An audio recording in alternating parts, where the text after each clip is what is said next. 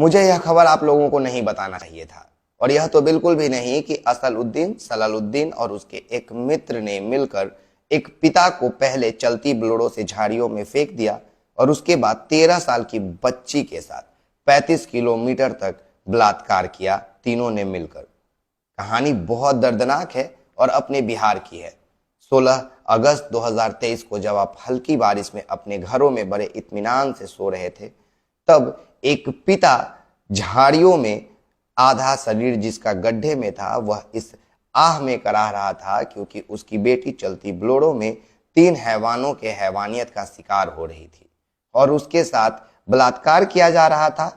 वह बेहोशी के हालत में भी कराह रही थी। आखिर पिता और बेटी कैसे बेहोश हुए, कैसे वो असलउद्दीन सलालुद्दीन और उसके एक मित्र सूत्रों के मुताबिक यशवंत के हत्थे चढ़ गए, यह कहानी आपको जाननी पड़ेगी। यह कहानी अपने बिहार की ही है, इसीलिए हमने सोचा कि आपको बताया जाए। तो इस कहानी को भी आप उतने ही ध्यान से सुनिएगा जितने ध्यान से आज तक आपने श्रद्धा के टुकड़ों में बंटने के कहानी को सुना, निर्भया कांड को सुना, उसके बाद शाहरुख के द्वारा अंकिता को जलाए जाने वाले कहानी को सुना। इसमें और भी ट्विस्ट है, जानते हैं? जो एक आरोपी है वो HIV पॉजिटिव है और 1 महीने बाद पता चलेगा कि पीड़िता सुरक्षित है HIV से कि नहीं। तो आइए हम सीधा कहानी सुनाना शुरू करते हैं। लेकिन एक बात समझ लीजिए, इस वीडियो में आपको पीड़िता का नाम नहीं बताया जाएगा, उसका पता नहीं बताया जाएगा। क्यों नहीं बताया जाएगा, यह वीडियो के अंत में आपको पता चलेगा। तो चलिए कहानी आप सबके सामने रखते हैं। लेकिन कहानी को जानने के लिए आपको समस्तीपुर स्टेशन चलना होगा 16 अगस्त 2023 की रात को। 16 अगस्त 2023 के रात 10 बजे समस्तीपुर स्टेशन के प्लेटफॉर्म नंबर 1 पर कोलकाता से आने वाली जनसाधारण एक्सप्रेस रुकती है और ट्रेन से बाहर अपने पिता की उंगली को थामे बाहर निकलती है एक 13 साल की बच्ची। स्टेशन से बाहर जब पिता और बच्ची आकर देखते हैं तो उन्हें कोई भी सवारी गाड़ी नहीं मिलती। वो वहीं स्टेशन के बाहर फर्श पे चादर डालकर सो जाते हैं और तभी उनके ऊपर नजर पड़ता है सलाउद्दीन की। सलाउद्दीन जो नशा खिलाकर लूटने वाले गिरोह को ऑपरेट करता था। सलाउद्दीन सोए हुए पिता को जगाता है और पूछता है कि आपको कहाँ जाना है।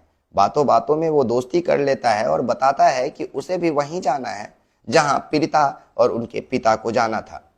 सलाउद्दीन वहां से चला जाता है और कुछ देर बाद वापस आकर कहता है कि क्यों ना हम सभी मिलकर एक भाड़े पे गाड़ी कर लेते हैं और उससे घर चलते हैं। और कहते ही सलाउद्दीन फोन घुमाता है और पार्किंग के दरवाजे पर एक बोलेरो गाड़ी आकर खड़ी हो जाती है। बोलेरो में पहले से एक अलाउद्दीन नाम का शख्स मौजूद था। अलाउद्दीन ड्राइवर के बाजू वाले सीट पे बैठा था। गाड़ी लगते ही सलाउद्दीन पीड़िता और उनके पिता को लेकर गाड़ी की तरफ बढ़ता है। पीछे वाले सीट पर 13 साल की नाबालिग बच्ची, उसके पिता और सलाउद्दीन बैठता है। आगे के सीट पे अलाउद्दीन और ड्राइवर बैठा था। समस्तीपुर के रेलवे स्टेशन के पार्किंग से गाड़ी बाहर निकलती है, लेकिन गाड़ी मेन रोड से नहीं जाती। गाड़ी समस्तीपुर से गैंग रोड के तरफ मुड़ जाती है और गैंग रोड के तरफ से गाड़ी 12 किलोमीटर आगे मुक्तापुर पहुंचती है।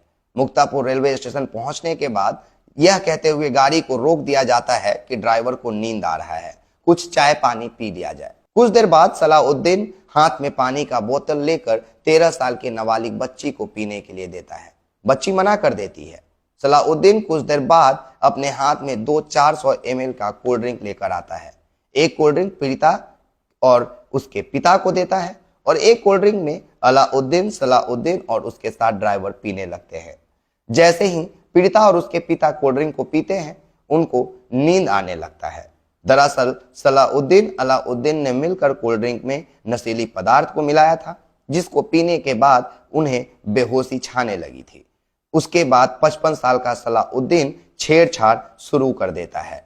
छेड़छाड़ करते हुए तकरीबन गाड़ी 20 किलोमीटर आगे निकलती है। 20 किलोमीटर आगे मुहम्मदा चांदनी चौक के पास पिता को चलती बोलेरो से सलाउद्दीन बाहर फेंक देता है।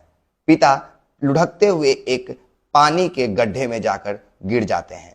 गनीमत है उनका गर्दन बाहर था, वरना क्या होता भगवान मालिक है। गाड़ी आगे बढ़ती है और तकरीबन 35 किलोमीटर तक तीनों हैवान 13 साल की बच्ची के साथ हैवानियत करते हैं, कभी चलती गाड़ी पे तो कभी बागों में रोक कर। और उसके बाद 35 किलोमीटर चलने के बाद जब 4 बजता है तब हरिसिंगरपुर नौतन के पास अर्धनग्न अवस्था में बच्ची को चलती गाड़ी से फेंक कर उसके सामानों के साथ सलाउद्दीन और उसके साथ ड्राइवर, जिसका सूत्रों के मुताबिक बताया गया नाम यशवंत है, वो आगे बढ़ जाता है। सुबह सवेरे अपने दैनिक कार्यों से निकले स्थानीय निवासियों की नजर जब पिता पे पड़ती है और उसके बाद बच्ची को अलग जगह पे जब फेंका गया था, वहां के स्थानीय लोग देखते हैं। प्रशासन को फोन किया जाता है। 2 घंटे बाद प्रशासन पहुंचती है, एम्बुलेंस आता है और अस्पताल में भर्ती कराया जाता है। 19 अगस्त 2023 को यह रिपोर्ट निकल के आती है कि बच्ची के साथ दुष्कर्म किया गया था। समस्तीपुर सदर अस्पताल के deputy superintendent doctor Girish Kumar का कहना है कि जो 3 हैवान हैं जिन्होंने बलात्कार किया है, उसमें से एक HIV पॉजिटिव है, लेकिन यह 1 महीना बाद पता चल पाएगा कि आखिर बच्ची HIV पॉजिटिव है या नहीं है, लेकिन अभी कहना मुश्किल होगा। अब आगे का सुनिए। इतना सब कुछ हो जाता है, प्रशासन मोबाइल लोकेशन के जरिए अपराधियों को गिरफ्तार भी कर लेती है और परिजन से यह वादा करती है कि 30 दिन के भीतर स्पीडी ट्रायल चलाकर अपराधियों को सख्त से सख्त सजा दी जाएगी। लेकिन अभी कहानी खत्म नहीं हुई थी। दरअसल पीड़िता और पिता कोलकाता से चलकर जिस काम से आए थे, वो काम ये था कि उनका एक बेटा घर में बीमार था और जिस बीमार बेटे से वो मिलने के लिए कोलकाता से चलकर समस्तीपुर जंक्शन से घर जाने वाले थे, वो बच्चा मौत के मुंह में समा गया। पिता भरी आंखों में आंसू लेकर एक तरफ अपनी बेटी का दर्द, दूसरी तरफ बेटे के अर्थी अपने कंधे पे लिए बढ़ रहा था। और जानते हैं यह खबर 16 अगस्त 2023 के बाद आज तक आप सबके सामने क्यों नहीं आया? इस बात को जानने के लिए मैं कल पीड़िता के घर गया। वहां गया तो उनके परिजनों से मुलाकात हुई। परिवार वालों का साफ कहना था कि हम नहीं चाहते हैं कि बच्ची का नाम उछाला जाए, इसलिए हमने सभी मीडिया वालों को मना कर रखा था। लेकिन दैनिक भास्कर में एक रिपोर्ट छपी थी। रिपोर्ट को पढ़ने के बाद रुका नहीं गया तो मैं चला गया। जाने पे उन लोगों ने बोला कि आप यहाँ पे कोई भी फोटो या कोई भी क्लिप ना बनवाएं या ना बनाएं, क्योंकि हम नहीं चाहते हमारे परिवार के ऊपर किसी तरह का लांछन लगे, क्योंकि 13 साल की वो नाबालिग बच्ची है। अगर हम लोग अभी उसे इन सब चीजों में घसीटेंगे तो वो मानसिक प्रताड़ित भी हो सकती है, मानसिक संतुलन उसका बिगड़ सकता है और हमारा निजी अधिकार का भी हनन होगा, हमारा मान सम्मान को ठेस पहुंचेगा। प्रशासन से वो लोग खुश थे क्योंकि अपराधी गिरफ्तार कर लिए गए थे, पर खबर बताना इसलिए जरूरी था क्योंकि अभी के इस दौर में जब हमारा भारत चांद को छूता है, जब G20 हमारे देश में होता है और अलग अलग देश के राष्ट्र नेता हमारे देश में आने वाले होते हैं, तब हमारे देश के, हमारे राज्य के कोने में अंधेरे में एक ऐसी घटना घट जाती है जिसका हमें और आपको कानों कान खबर तक नहीं होती। परिजन से जब हम मिल के आए हैं तो एक छोटा सा वीडियो बना लिए हैं ताकि आप लोग को यकीन दिला सके कि हम घर पे गए थे, बातचीत किए और खबरों को पुष्टि किए हैं। इसलिए वो ब्लर करके वीडियो हम आपके सामने रख रहे हैं। यह परिवार इतना डरा हुआ था, इतना सहमा हुआ था कि बाहर मामला न निकल जाए कि मेरे कहने पे कि मैं फोटो ले रहा हूं। वहां के महिला थाना को फोन भी कर दिया। बातचीत हुई तो उन्होंने कहा कि आप प्रोटोकॉल का ध्यान रखते हुए अपना काम को करें। मैंने उन्हें आश्वासन दिया और ये प्रॉमिस किया कि मैं इनके निजी अधिकार का और इनके प्राइवेसी का हनन नहीं करूंगा क्योंकि यह इनका निजी अधिकार है, लेकिन सबूत के तौर पे मैं ब्लर करके तस्वीरें आपके सामने रख रहा हूं ताकि आपको यकीन हो और साथ ही यह यकीन हो कि हमारा राज्य, हमारा देश किस कदर हैवानों से भरा पड़ा है। एक बेटी अपने पिता के साथ सुरक्षित नहीं है। बिहार ऐसे राज्य में अगर रात के 10 बजे स्टेशन से बाहर निकलती है तो उसे चलती बोलेरो में 35 किलोमीटर तक हैवानों के हैवानियत का शिकार होना पड़ता है। और सबसे बड़ी तज्जुब की बात यह है कि जब यह सब चलती बोलेरो में हो रहा था तब 7 थानों से बोलेरो गुजरी थी। 7 थानों की पेट्रोलिंग गाड़ियों में से किसी एक गाड़ी को भी संदेह नहीं हुआ कि उस गाड़ी में कुछ गलत हो रहा है। अब चलते हाईवे पे किसी गाड़ी के अंदर अगर कुछ गलत हो भी रहा है तो पेट्रोलिंग गाड़ियों को कैसे पता चलेगा। लेकिन एक और बात आप जान लीजिए कि जो सलाउद्दीन और अलाउद्दीन है, यह सभी नशा खिलाकर लोगों को लूटने का काम करते थे और इनका ऑपरेटर जो है वो जावेद नाम का है, जो नेपाल का रहने वाला है, जो प्रशासन से जानकारी मिली है उसके अनुसार। बाकी इस खबर में नाम और पता क्यों नहीं बताया गया ये आप जान गए होंगे। साथ ही यह जान गए होंगे कि यह खबर बताना भी क्यों जरूरी था।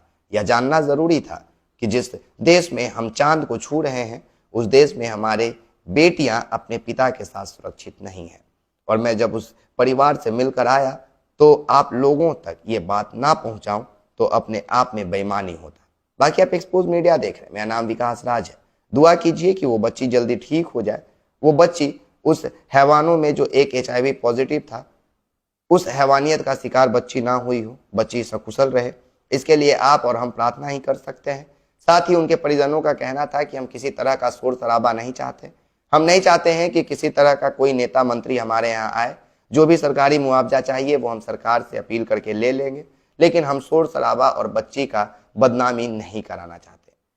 ये भी हमारे बिहार का एक कहानी है जहाँ पे हम छोटू आरती जैसे कई मसलों को देख चुके हैं, जहाँ पे हम रोज देखते हैं कि कैसे इज्जत बेचकर पैसा कमाया जाता है। वैसे स्थिति में समस्तीपुर का एक परिवार ऐसा भी जो अपना सब कुछ खोने के बाद भी अपने इज्जत को ज्यादा पसंद करता है। आप तमाम लोगों का बहुत बहुत शुक्रिया। जय हिंद, जय बिहार, धन्यवाद।